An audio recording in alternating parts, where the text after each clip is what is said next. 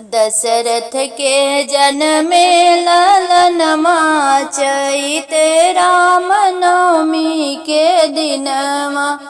दशरथ के जन्मे ललनमा चैत राम नवमी के दिनमा।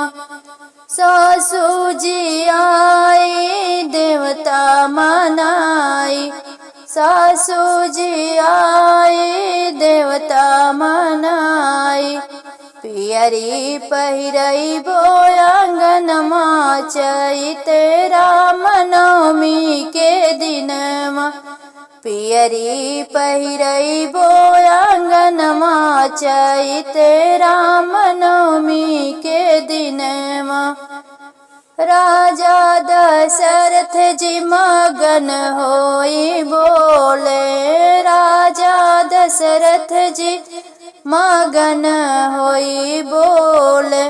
सोनवा लुटैबो दुअरमा चैत राम नवमी के दिनमा।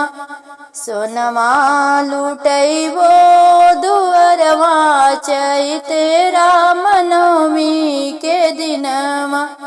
दशरथ के जन्मे ललनमा चैत राम नवमी के दिनमा। रानी कौशल्या बहुत खुश भैली, रानी कौशल्या बहुत खुश भैली। गोतिनी नचावे अंगनमा चैत राम नवमी के दिनमा। गोतिनी नचावे अंगनमा चैत राम नवमी के दिनमा। चारी सखी मिली मंगल गावे, चार सखी मिली मंगल गावे। कौशल्या लुटावे कंगनमा चैत राम नवमी के दिनमा। कौशल्या लुटावे कंगनमा चैत राम नवमी के दिनमा।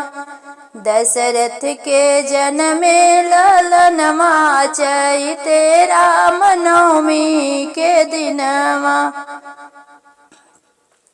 नंदी बोलाई के कजरा लगवावे, नंदी बोलाई कजरा लगवावे। देवेली पाँच पाँच मोहरवा चैत राम नवमी के दिनमा। दे दिहली पाँच गो मोहरवा चैत राम नवमी के दिनमा। रानी कौशल्या हो राम के दुलारे, अपने आचरवा में उनके चोरावे। रानी कौशल्या हो राम के दुलारे, अचरा में अपने हो उनके चोरावे। मुहमा जे चूमे भवनमा चैत राम नवमी के दिनमा। मुहमा जे चूमे भवनमा चैत राम नवमी के दिनमा। दशरथ के जन्मे ललनमा चैत राम नवमी के दिनमा। दशरथ के जन्मे ललनमा चैत राम नवमी के दिनमा।